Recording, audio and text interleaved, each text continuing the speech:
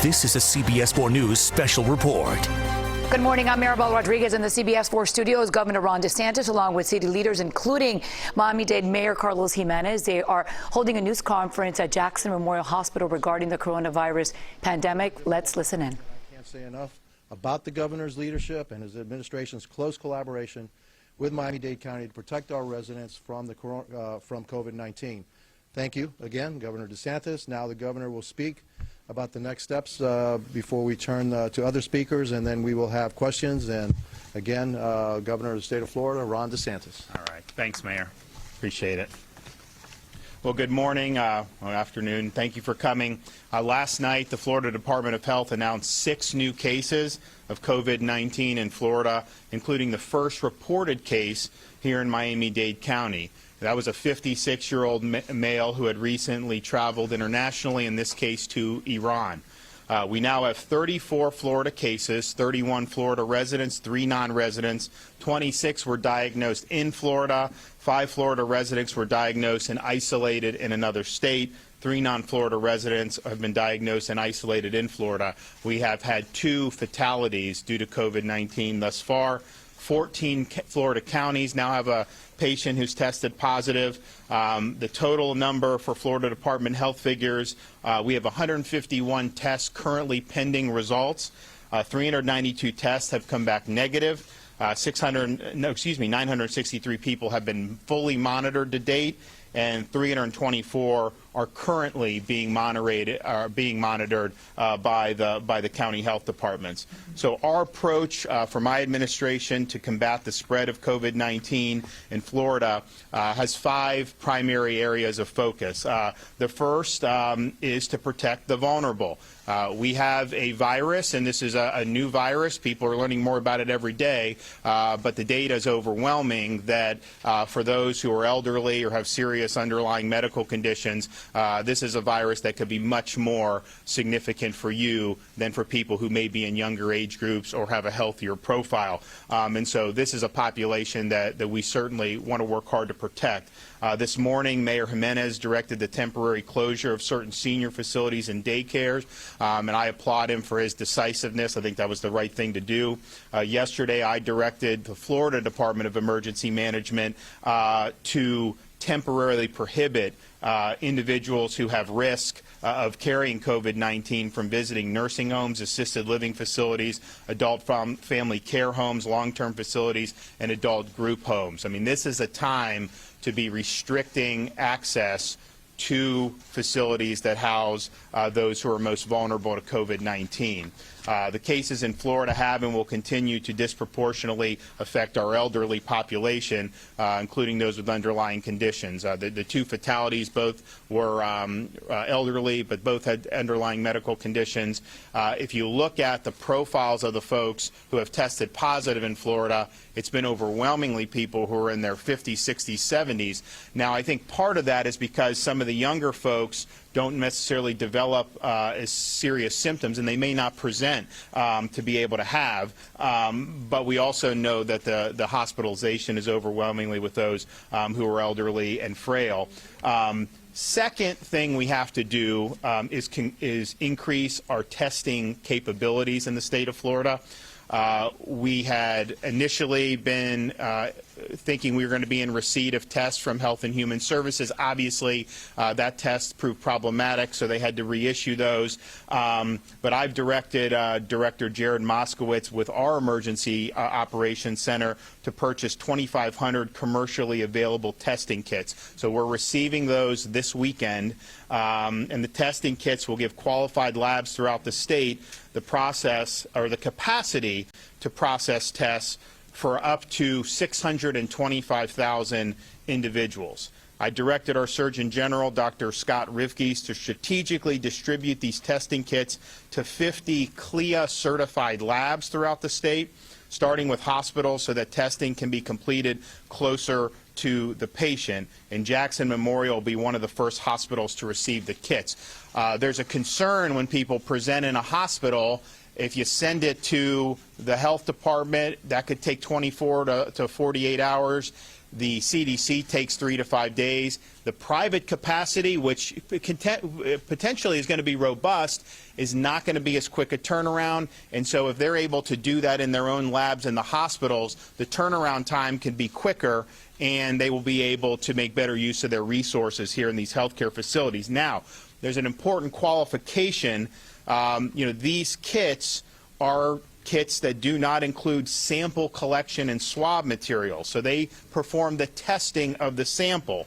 Now, we wanted to, at the Department of Emergency Management, also purchase swab materials and sample collection materials. There's a nationwide shortage of that right now. Now, many of the labs throughout the state do have some supply of these, but our capacity to reach the total amount that our testing kits will allow is really dependent on how much of the materials are available or can be brought into the state where you can actually extract the sample. And so we're working with the different facilities around to see what that capacity is, and then as soon as there's an ability to procure more of that, we have a standing order with the Department of Emergency Management to go ahead and procure that. In the meantime, though, these testing kits will help many hospitals and labs that do have the swabs on hand. And so I know that speaking with the leadership here, that's something that will make a difference for them. The third thing we need to do is increase social distancing measures. Yesterday, I directed the Corrections Secretary Inch to suspend visitation at state prisons for 30 days.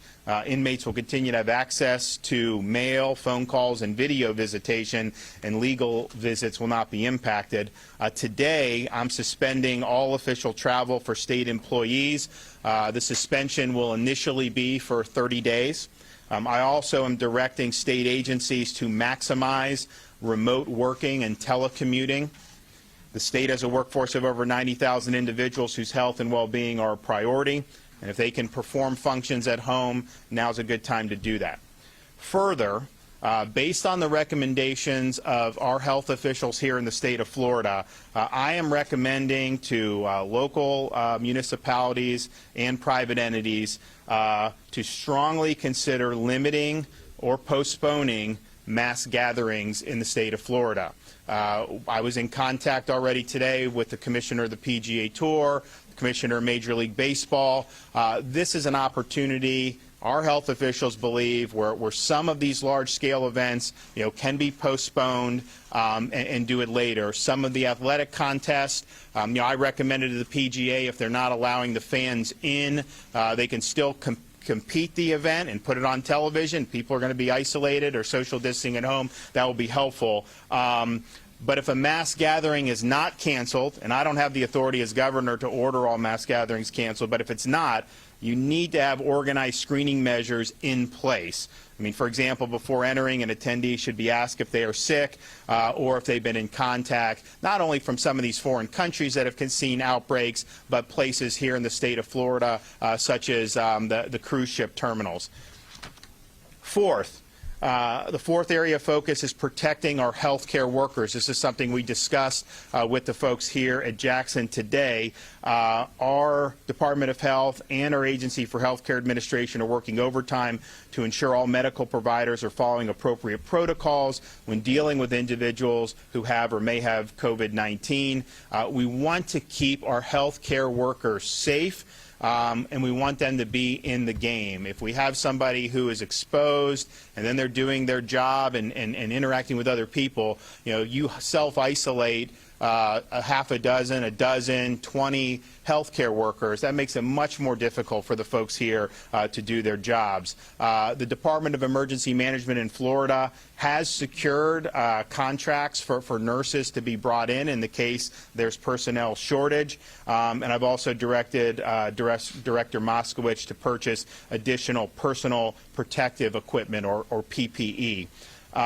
Finally, we must continue to monitor international and high-risk travel. Here in Florida, we'll continue to closely monitor travel and message as effectively as we can when we find out new information. So most recently, we had initially someone in Santa Rosa County who had tested positive. The international travel involved going on a cruise on the Nile River.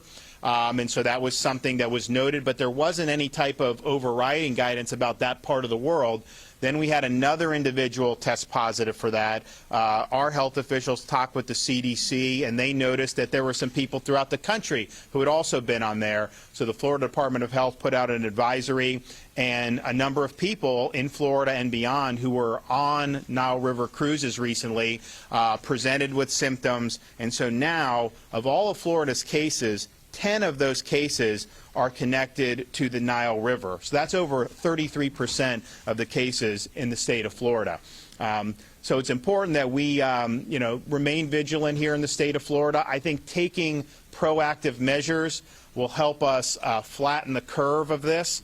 As people get exposed, there's a lag in terms of when they present symptoms. And so we're obviously conscious about the individuals who may be impacted by this directly.